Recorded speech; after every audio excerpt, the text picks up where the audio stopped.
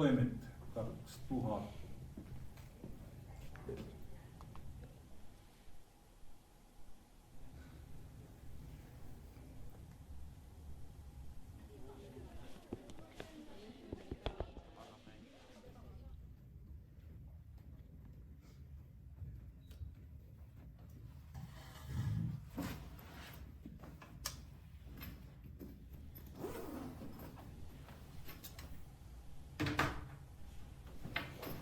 Jaro, kerropa kaverille, mitä järjestyssäännöt sanoo myöhästymisestä.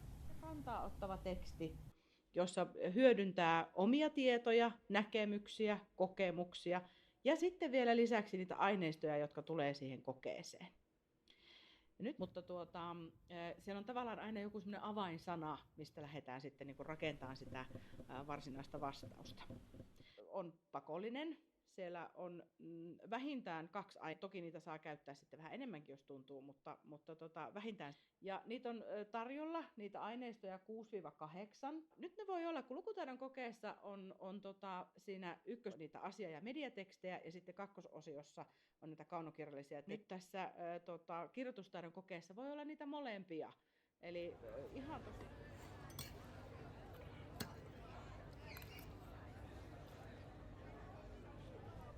No niin, ja otetaan nyt tähän tunnin alkuun tämmöinen helppo liukoisuustulotehtävä. Tähän vastaa tämmöistä A-osan tehtävää. Jaha, sinä Heikkiäkin paikalla.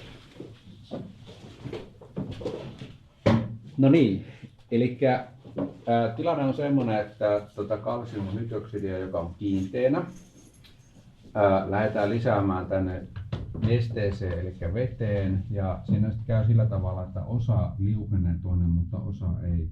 Eli tänne muodostuu sitten tämä meidän sakka.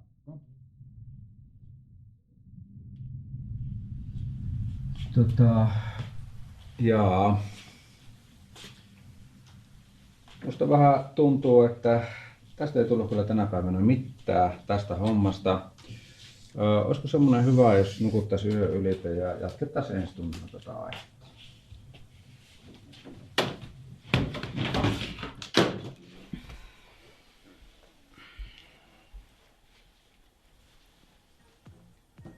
Näyttääkö sinun koulunkäyntisi tältä?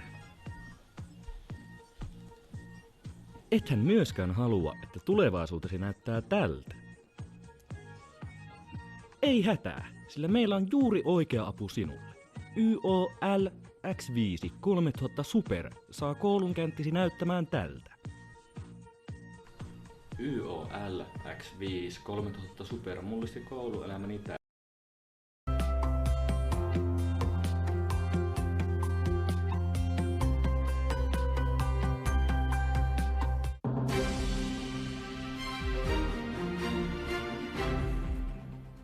Koulumme opettaja Anna-Maria Niva shokeerasi lukuvuoden alussa abit, jotka olivat valinneet hänen englannin kertauskurssinsa. Ensimmäisen periodin aikana lähetetystä 70 viestistä lähes puolet olivat Anna-Marian lähettämiä.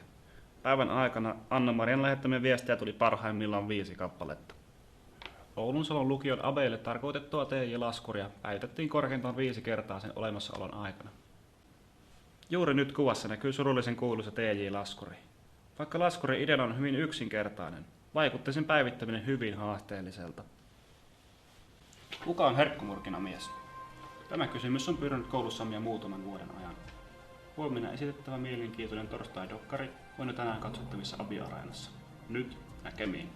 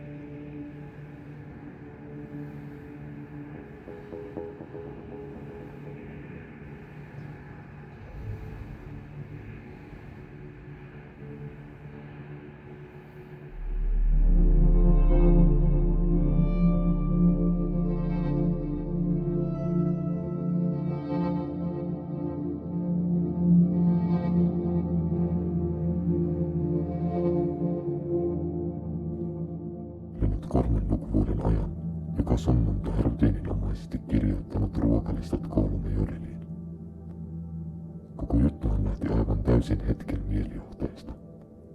Halusin monesti koulupäivän aikana tunnilla tarkastaa päivän ruuan, mutta ne olivat aina monien linkkien takana. Halusin vain jotain yksinkertaisempaa. Olin juuri liittynyt Jodeliin ja eräänä päivänä kotimatkalla minulle syntyi idea siitä, että alkaisin anonyymisti kirjoittamaan ruokalistoja. Samalla kotimatkalla syntyi myös nimi Herkkumurkinamies.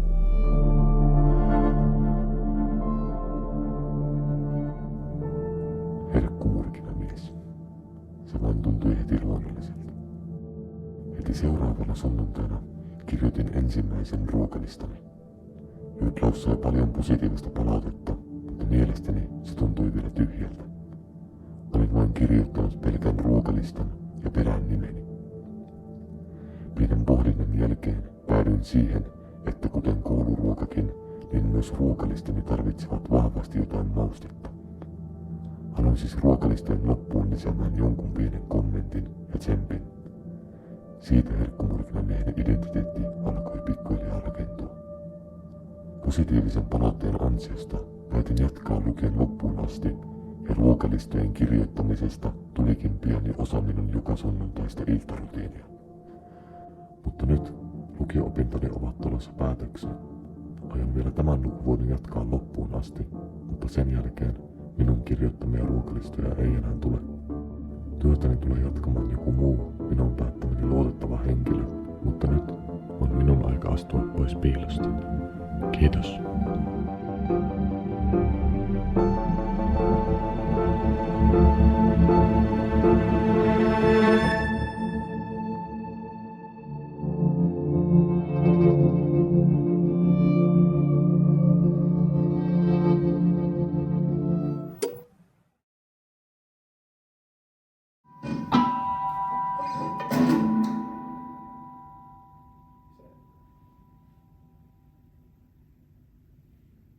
Mitä sä Mikko soitat siinä alussa, tai miten sä soitat ne sun iskut?